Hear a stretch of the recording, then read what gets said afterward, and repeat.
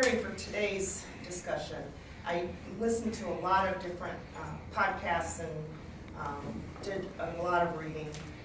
One of the things that Doug thinks is that when we go out into the community, we need to say who we are. We need to put that hashtag out there.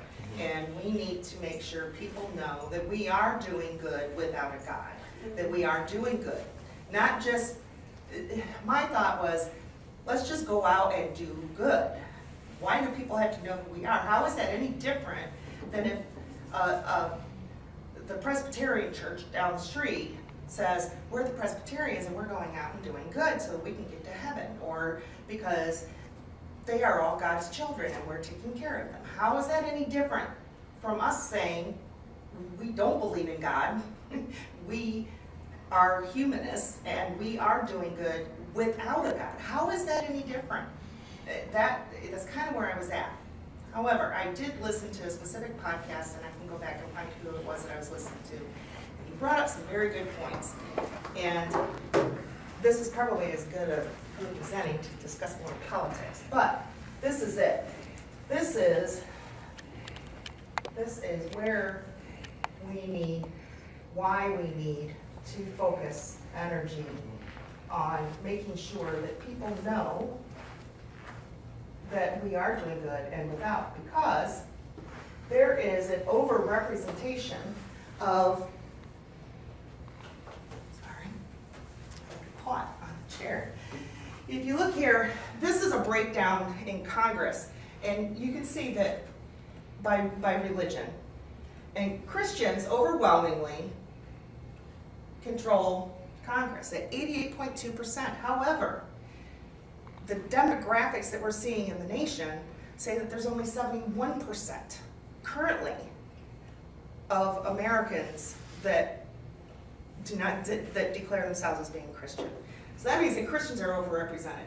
If we come down here, once you get down to this area down here, look at this, other faiths, unaffiliated, there is just almost nothing in Congress.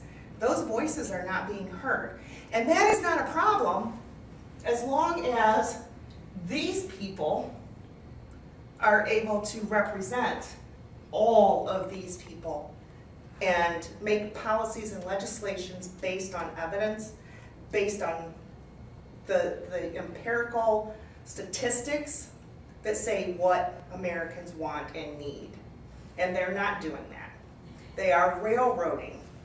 And I know it sounds like something, that you would hear on, the opposite end of a Fox spectrum, but it really is true. And we're seeing it this week with the heartbeat bill. The majority of Ohioans do not support the heartbeat bill. The majority of Ohioans do not support any kind of religious faction being entered into the legislation of its citizens, period. But it's happening. And so that's why when we do go out into the community, those people up here, they need to see that all of the rest of us are able to do good without their God, without that money. We need to find a way to take the rest of these people and make sure that everybody's being taken care of, and let them know that if they're going to put money somewhere, you got to think about where you're putting it. And a lot of the religious groups, not all of them, a lot of the religious groups, not just in our area, but nationwide, are of this very, very small group. And there's a lot of money there, and we need to make the impact. And they're doing those, they're the ones that are out there getting their name out there, showing that they're doing good. And then because they're big enough, they get support of politicians, and they can afford to support politicians. And they're getting supported from the pulpit, which yes, is why churches ought to pay taxes. I agree. I do agree. And they receive benefits that could go to the community at large. And that's That's a whole other subject that I just want to say from an employee to employer perspective, because as a teacher, when it first came out that I was an atheist, I heard things, but you're such a nice person, and but you sponsored the Adopt-A-Family for the winter break, and yeah, that's a humanity thing. Taking care of people. And if others, it was very disheartening to hear that people thought, I didn't change, their perspective of me changed. Right. And isn't that a great thing? And That they could see. because The dissonance yeah. is a good thing. Yes. And But it has cost Margaret a lot professionally. Yeah, I absolutely imagine. And now, one of the things that we have on our side is that nationwide, the percentage of people who are Nuns. not Non-affiliated. affiliated, Yeah. that group is growing. One of the areas that I think is troublesome is the very youngest sect of that group, because they don't care about religion. It's an outdated notion. It does not help us in any way. They see religion, formal religion, as a way to segregate people and control. So, and we're learning so much more now about the long histories, the real histories, not the watered down, whitewashed histories of religions and governments and how they work together and how they control their citizens. And young people, they don't care about it, they just don't care. But that group is also potentially, they're the ones who could be most active in the community. And so we need to find ways to continue to support young people to stay involved, to be activists for the things that they know are right. The things that many young people know are right are the things that humanism supports. Things like evidence-based policies and legislation. Things like taking care of people who are in need, not questioning or judging them. So you're a heroin addict. It does not matter, except maybe in the course of your formal treatment. It does not matter how you got there. If you are hungry and you are a heroin addict, you need food. If you are hungry and you're an alcoholic, you need food. If it is cold outside and you got rid of all your money because you gambled, it doesn't matter, you still need someplace warm. Those are the things that are important. Now, and there are many professionals who are available to make sure that the kinds of help that are available to people don't purposely lead them into addiction issues or lead them into issues that are going to keep them addicted. Sometimes that's what formal religion can do, because they're asking for a trade-off. We want you to come pray with us before you can eat. Substituting one dependency for another. Potentially. Yeah. That is, and that's an area where I get a little waverish on it, Yeah. but I think it's probably true for some religious groups more than others, especially the ones that are more close. But Yeah. We're not going to give you treatment, we're going to pray for you. right. And I think being a humanist is about identifying that human nature. And part of the human experience, unfortunately, is addiction.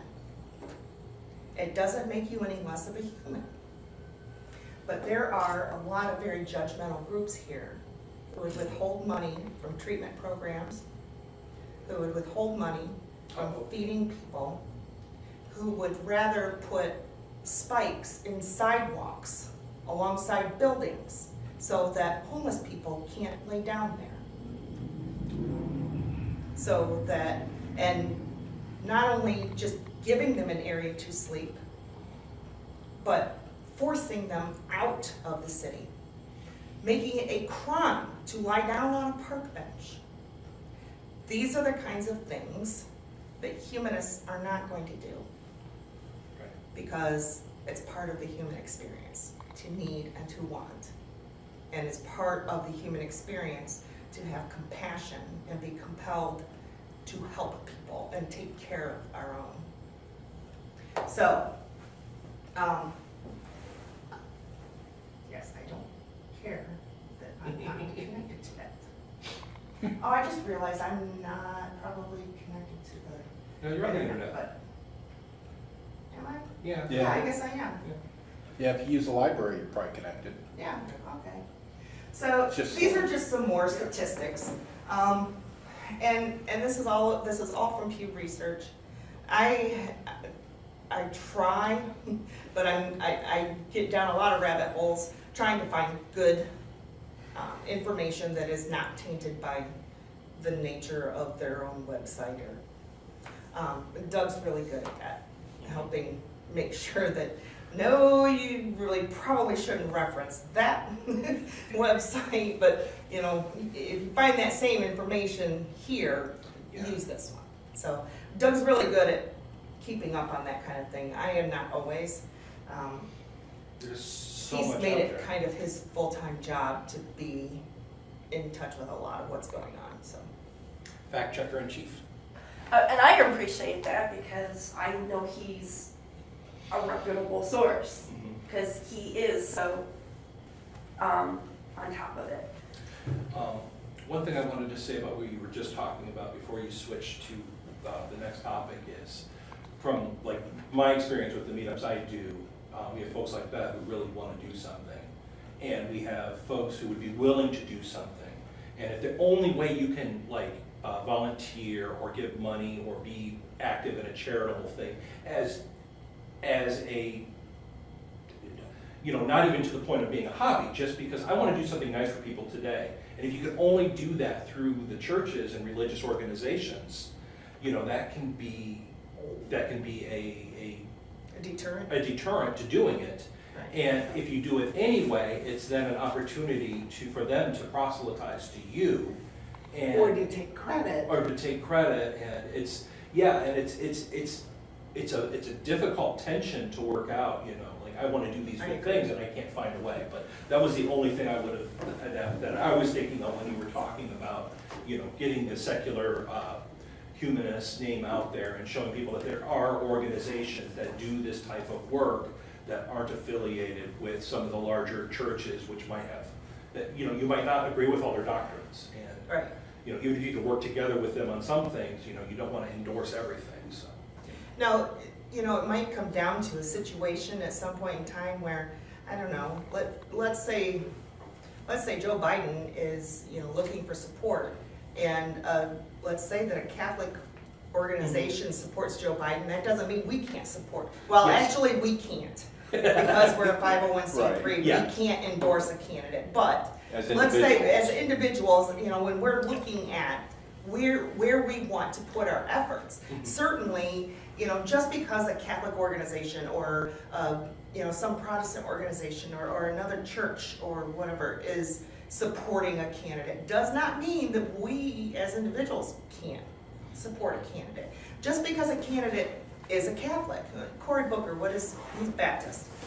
Is he? I don't know. Yeah. Cory Booker was baptized Baptist, and as of, I think, 2017, he was quoted as being a member of a Baptist community. Now, I like a lot of what Cory Booker says. When you listen to him talk, it sounds like humanism to me. However, that doesn't mean that I wouldn't want to personally back him because he's Baptist.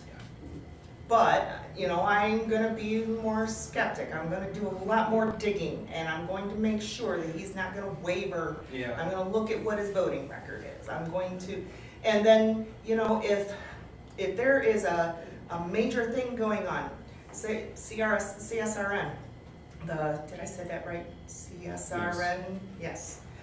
Community Solidarity Response Network, yes.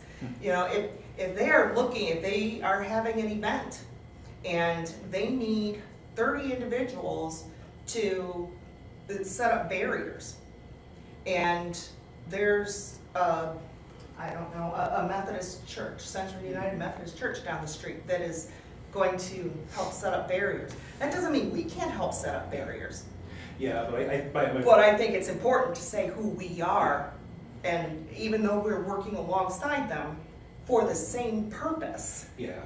that does not mean that we are with them. Yeah, my only point was that when people see groups out there doing this work and they think, oh, I would love to do that. Yeah. But I'm not sure I want to do that with the Catholic Church or with the Presbyterian Church. And they see a humanist group and it's like, oh, what's that about? And, you know, unless you've been poisoned against humanism and secularism, probably from the pulpit, but not always.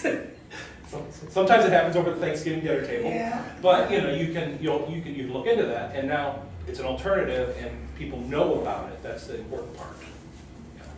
And I think getting together with groups is a good way to make our numbers stronger And as well. also I need to point out too, on the flip side, if a particular political candidate comes out and says they're atheists, flaming atheists, but they want to cut Medicare or something like that, that doesn't mean you need to support them, whatever it is, you know. Right. It's, you just don't, they're, We don't abandon principles for labels. right. There you Yes, go. that's a good, yes.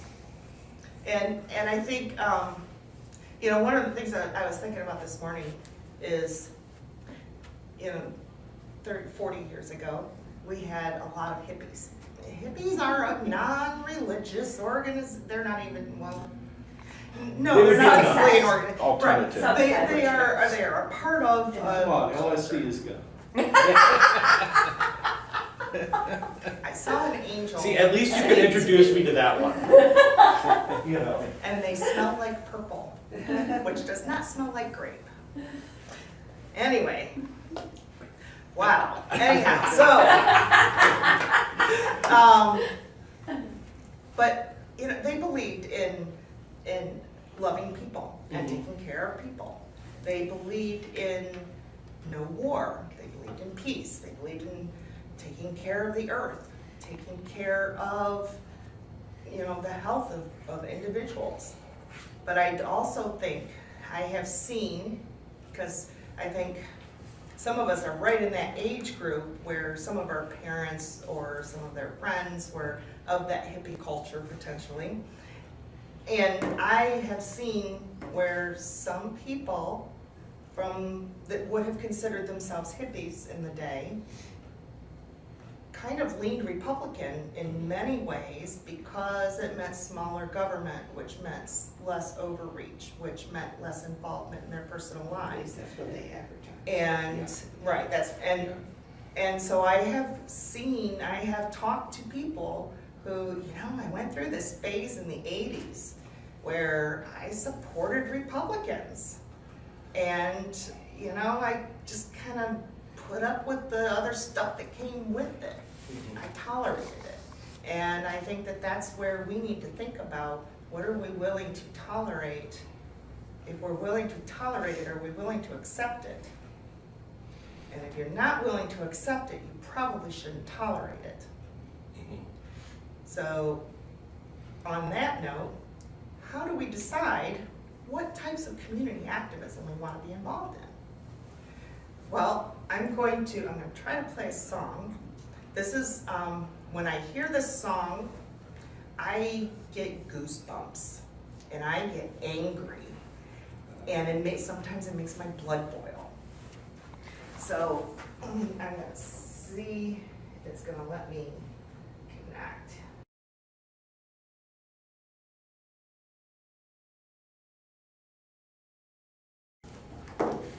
So Thanks for sharing that. You're welcome. This is the kind of thing that I think, for me, if you don't have any understanding of where hip hop comes from and what it's about, the history of why hip hop came to be, then some of this doesn't make as much sense. But understanding, that's something that I'm not passionate about hip hop, but I am passionate about people being treated as less than human. I am passionate about people not having access to the things that every other American has access to. I have soapboxes that I can stand on and scream for hours. None of that is going to matter unless we go out and do something about it. So this is one of my passions. This is something that I can get behind. But I think it's important for people to take time and explore what you're passionate about. What is it that gives you the goosebumps? What is it that brings tears to your eyes? What is it that makes you so furious that you can't keep your mouth shut? What is it that makes you want to walk out your own door and change something in the world?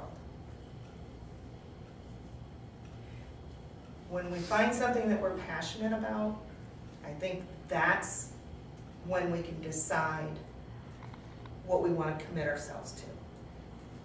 We don't always have to be marching in protest. We don't always have to be feeding people who are hungry.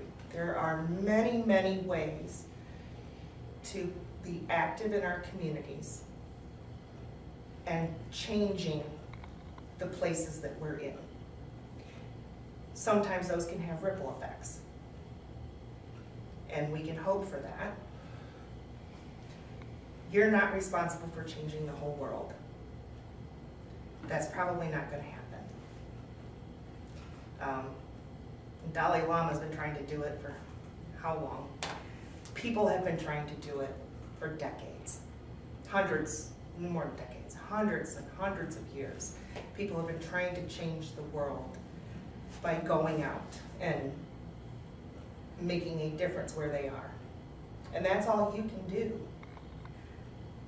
But if we don't take that step, if we don't make a commitment to being active in our communities, then we might as well not have an organization. We'll just be a social group. We'll just hang out and we'll support each other, which is a big part of what our organization is about. But being a humanist is about doing good, is about being there for people, being there for each other, and being there for the rest of our community. And it's important for us to let people know who we are so that they feel comfortable. Others may then feel comfortable joining us, saying, I like what you're doing, and I like how you're doing it. And then we have more people to help go and change the world.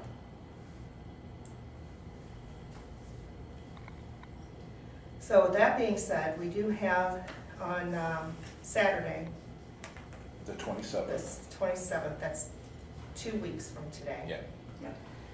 We were volunteering at the Northwestern, Ohio. is it Northwestern Ohio Toledo Food Bank? Okay, Right, on Woodruff. yes. So, and obviously we're gonna have some people that have committed to doing that. There are some other organizations.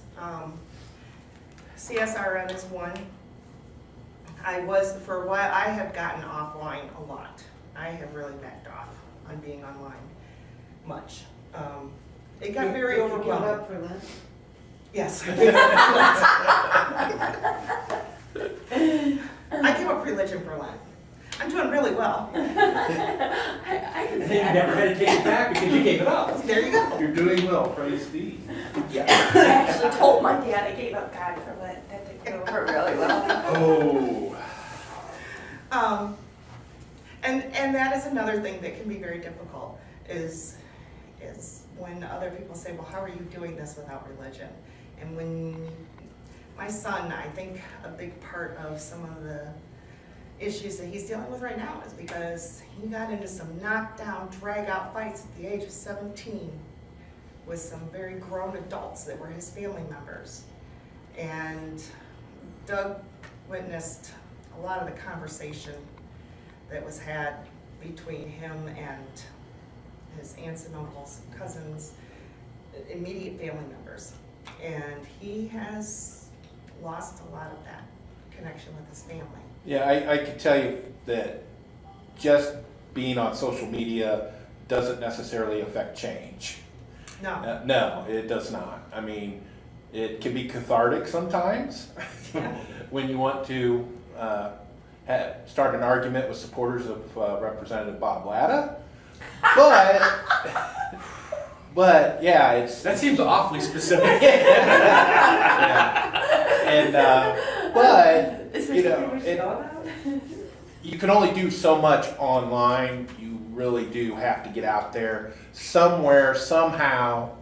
I know in my Columbus group, we had a lot of people that were affiliated with Amnesty International. They did stuff. The Unitarian churches down there did a lot of stuff. They were part of that, was a social group called Bread.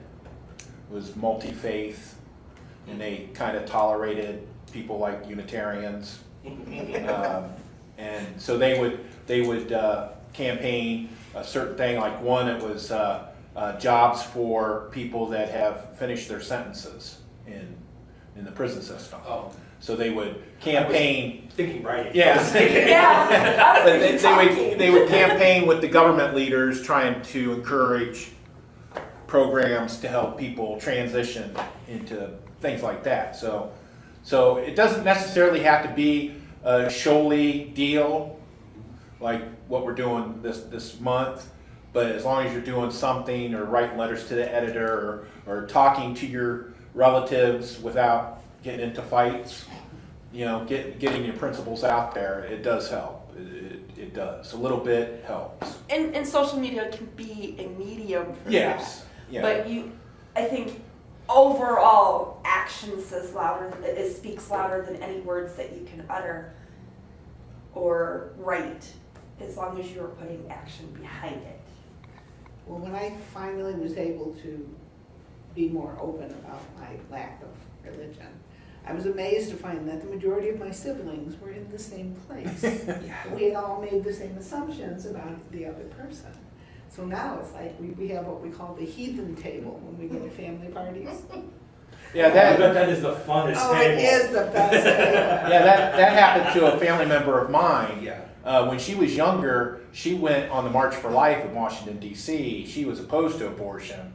And then just me being a humanist, it made her question her beliefs, and she eventually came around the other way.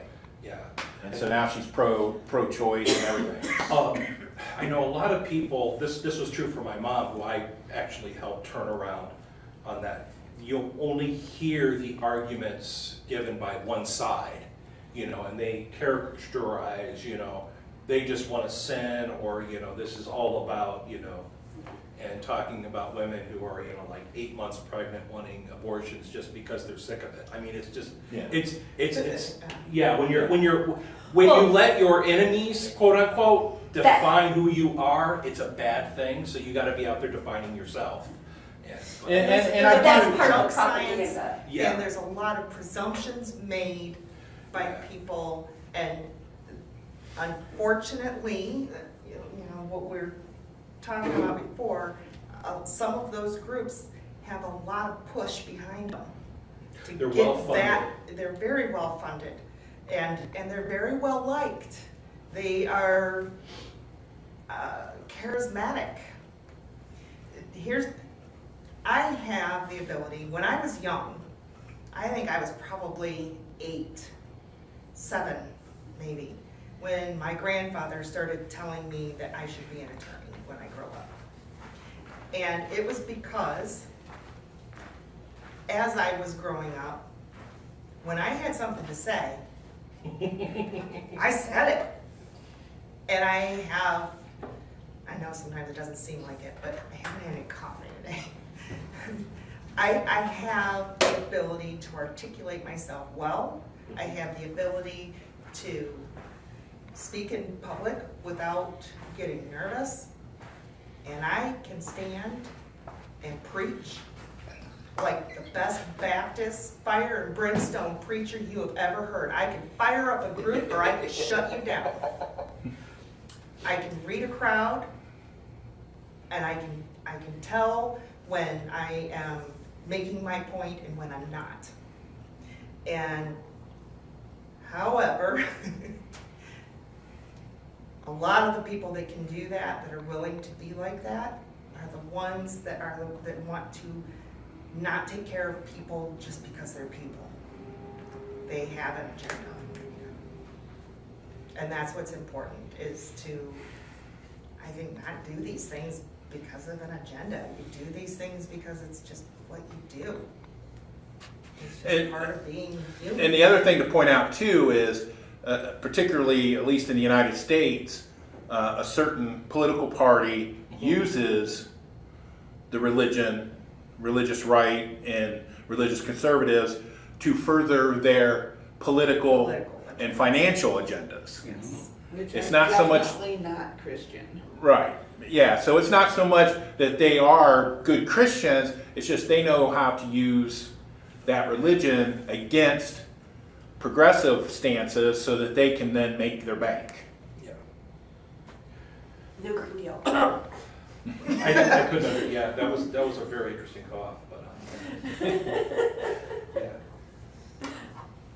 And that gets to a point that I see with the Multi-Faith Council of Northwest Ohio, which from its beginning consciously has included people of no faith in the definition of multi-faith. You see the denominations and sects that do not participate or that make just the very lowest effort of trying to be a part of that body are the more conservative ones, and the more liberal religious people are interested in getting to know one another, realizing we need to have communication if we're going to change the world, or at least preserve it. All right. Or just make it better for the people in our lives. You know, that's just.